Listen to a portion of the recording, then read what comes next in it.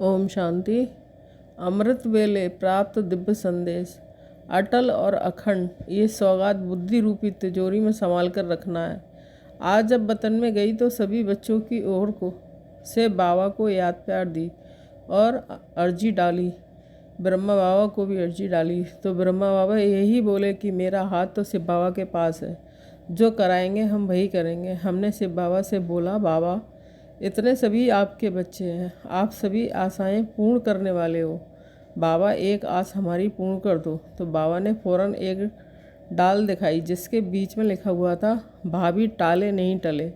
तो हमने बाबा को कहा, अगर यही भाभी है तो सभी बच्चे जो इकट्ठे हुए हैं वे शिव बाबा और ब्रह्मा बाबा दोनों से मिलना चाहते हैं। बाप दादा ने कहा, जैसे हमेशा बाप दादा बच्चों से मिलते हैं वैसे आज भी बच्चों से मिलेंगे। फिर शिव बाबा ने ब्रह्मा बाबा से कहा कि आपकी क्या राय है। शिव बाबा ने कहा कि जब बच्चा बड़ा होता है तो बाप और बच्चा समान होता है, तो मैं भी मुरब्बी बच्चों की राय बिना कुछ नहीं कर सकता हूँ। पहले बाप फिर बच्चा, अभी है पहले बच्चा फिर बाप। तो यही वतन में देखा कि दोनों ही एक समान हैं और एक दो के बहुत स्नेह और प्रेम में थे। जैसे दो मित्र मिलते हैं ऐसे ही बाप दादा दोनों ही आपस में रूह रूहान का सीन दिखाई दे रही थी। ब्रह्मा बाबा कहे जो आज्ञा और शिव बाबा कहे जो बच्चों की राय, दोनों ही मुस्कुरा रहे थे। हमने कहा, एक सेकंड के लिए बच्चों से मुलाकात करके आइए। उस समय दोनों की तरफ देखा तो आंखों से ऐसे लगा जो शिव बाबा ने कहा वह ब्रह्मा बाबा को मंजूर था। बाबा ने कहा, प्यार और याद जैसे इस समय हर एक के अंदर बाबा देख कर आए हैं, ऐसे ही याद और प्यार हमेशा कायम रखेंगे। ये याद और प्यार कैसे, एक रस्सी है, उस रस्सी को कायम रखना है। इस रस्सी के जरिए बीच में मिलते रहेंगे। बाबा ने कहा, स्थापना का कार्य और जैसे आदि से चला है अंत तक वैसे ही चलेगा, अंतर नहीं।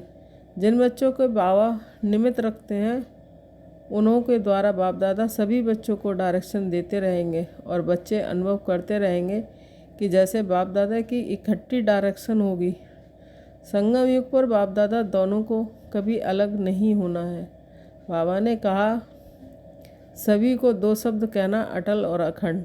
ये बाप दादा दोनों की ही सौगात है। जैसे कोई बड़े लोग कहाँ जाते हैं तो सौगात देते हैं, ऐसे बाप दादा दोनों ही दो शब्दों की सौगात देते हैं, अटल और अखंड। इसे बुद्धि रूपी तिजोरी में ऐसे रखें जो कितना भी कोई चुराने की कोशिश करे तो भी सौगात हाथ रहे। फिर बाबा ने कहा कि अब थोड़े समय के लिए विदाई लेता हूँ, फिर जैसे जैसे कार्य होगा डायरेक्शन देता रहूँगा। शरीर छूटा परंतु हाथ और साथ नहीं। सभी अव्यक्त मूर्त हो बैठे हो, व्यक्त रूप में कहते अव्यक्त स्थिति।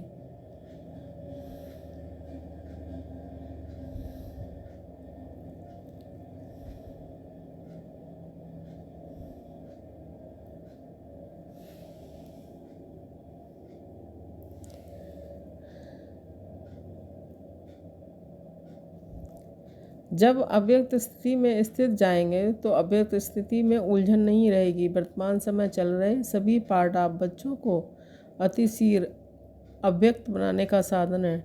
डगमग होने की ज़रूरत नहीं है। शुरू में यज्ञ की स्थापना भी अनायास ही हुई थी। जब आप शुरू में यज्ञ की स्थापना में आए थे तो आप सभी के निश्चय के पत्र लिखाए थे। यही निश्चय लिखाते थे, अगर ब्रह्मा चला जाए तब भी हमारी अवस्था, हमारा निश्चय अटल रहेगा। ये निश्चय पत्र याद है। निश्चय उसको कहा जाता है जिसमें किसी भी प्रकार का, किसी भी स्थिति के अनुसार विघ्न के समय संशय नहीं आता। परिस्थितियाँ तो बदलनी ही हैं, बदलती ही रहेंगी, लेकिन आप जैसे गीत गाते हो, बदल जाए दुनिया न बदलेंगे हम, तो ऐसे ही आप सभी निश्चय बुद्धि आज के संगठन में बैठे हुए हो।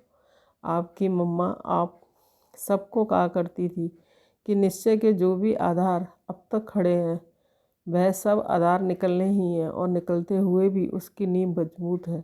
अगर नींव मजबूत नहीं तो आधार की आवश्यकता है। आधार कौन सा है? बाबा का आधार, संगठन का आधार, परिवार के नियमों का आधार नहीं छोड़ना। परंतु परीक्षा के समय जो सीन सामने आती है उसमें निश्चय तो नहीं टूटा, निश्चय अटूट होता है, वह तोड़ने से टूटता नहीं है। ऐसे ही निश्चय बुद्धि गले के हार हैं। क्या ब्रह्मा आपका बहुत प्यारा है? था नहीं, परंतु है। तो क्या वह नहीं कहा करते थे? बातें तो सभी भूली हुई हैं, समय पर याद आना ही तीव्र पुरुषार्थ है। याद करो, वह भी आप बच्चों को मजबूत बनाने के लिए कहते थे। बाप दादा ने बच्चों को इतना श्रृंगार किया है, तो क्या बच्चे इतना श्रृंगारधारी नहीं बने हैं? एक दिन ऐसा समय आएगा, इस बाप दादा के श्रृंगार को याद करेंगे। तो अभी वह समय है। पहले तो वह अपने को निरंकारी नम्रचित्त कहते हुए कई बच्चों को ये सुनाते थे कि मैं अभी संपूर्ण नहीं बनाऊँ, मैं अभी निरंतर देयी अभिमानी नहीं बनाऊँ। लेकिन आपने अपने अनुभव के आधार से 3-4 मास के अंदर ध्यान दिया होगा, सम्मुख मिलने का सौभाग्य प्राप्त हुआ होगा, तो अनुभव किया होगा कि ब्रह्मा अब साकारी नहीं लेकिन अव्यक्त आकारी रूपधारी है। कुछ वर्ष पहले ब्रह्मा छोटी छोटी बातें सुनते थे, समय देते थे, लेकिन अब क्या देखा, इन छोटी छोटी बातों को ना सुनने का कारण क्या था? वह समय निरंतर याद में बीते। क्या आप बच्चों ने उनके तन द्वारा कभी नोट नहीं किया कि उनके मस्तक में सितारा चमकता हुआ नजर आता था? अव्यक्त स्थिति में जो होंगे, उन्होंने अव्यक्त मूर्त को जाना पहचाना। जो खुद नहीं अव्यक्त अवस्था में रहते थे, उन्होंने अमूल रत्न को पूरी रीति नहीं पहचाना। अभी भी स्थापना का कार्य ब्रह्मा का है, ना कि हमारा। अभी भी बाप बच्चों की पालना ब्रह्मा द्वारा ही होगी। स्थापना के अंत तक ब्रह्मा का ही पार्ट है। अभी आप सभी बच्चे सोचते होंगे कि ब्रह्मा द्वारा पढ़ाई कैसे होगी। यूँ तो वास्तव में अवस्था के प्रमाण कैसे, क्योंकि क्वेश्चन उठना चाहिए, लेकिन कई बच्चों के अंदर प्रश्न तो क्या, लेकिन काफ़ी हलचल का सागर शुरू हो गया। ये पहला पेपर बहुत थोड़ों ने पास किया, कुछ तो धैर्य रखो। जब अविनाशी ज्ञान है, अविनाशी पढ़ाई है, तो फिर ये प्रश्नों की हलचल क्यों? फिर भी उसी हलचल को शांत करने के लिए समझा रहे हैं। क्लास जैसे चलती वैसे ही चलेगी। क्या सुनाएंगे? जो ब्रह्मा का तन मुकर्रर है, तो मुरली उसी के तन द्वारा जो चली है वही मुरली है। और संदेशियों द्वारा थोड़े समय के लिए जो सर्विस करते हैं, उनको मुरली नहीं कहा जाता है। उस मुरली में जादू नहीं है, बाप दादा की मुरली में ही जादू है। इसलिए जो मुरलियाँ चल चुकी हैं वह सभी रिवाइज करनी है। जैसे पहले पोस्ट जाती थी, वैसे ही मुख्य सेवा केंद्र पर आबू से जाती रहेगी। क्या आपको 1 वर्ष पहले जो मुरली चली थी वह याद है? कल जो पढ़ी होगी वह भी याद नहीं होगी। कई पॉइंट्स ऐसी हैं जो कई बार पढ़ने से भी बुद्धि में नहीं ठहरती। इसलिए मुरली और पत्र का जैसे कनेक्शन होता है वैसे ही होगा। जैसे आप मधुबन में रिफ्रेश होने आते हो, वैसे ही आएंगे। कैसे करें, किससे मिलने आए? अब फिर ये प्रश्न उठता है, किससे रिफ्रेश होंगे?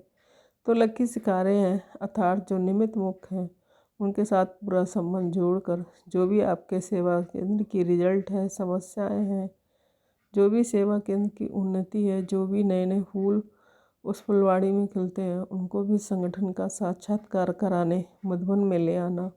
साथ साथ ऐसे संगठन के बीच निमित्त बनी हुई संदेशी द्वारा पूरी सेवा करेंगे। ओम शांति।